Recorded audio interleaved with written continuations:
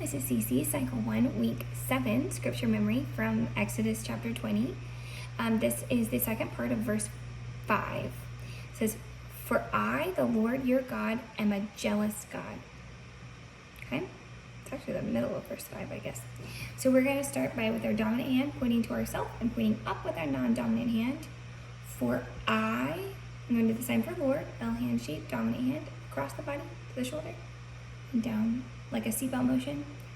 For I, the Lord your God, am a jealous God. The sign for jealous is a kind of a J hand shape motion at the side of your mouth like this. A jealous God.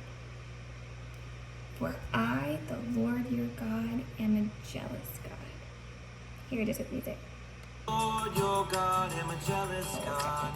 Punish them and do not serve them. For I, the Lord your God, am a jealous God, punishing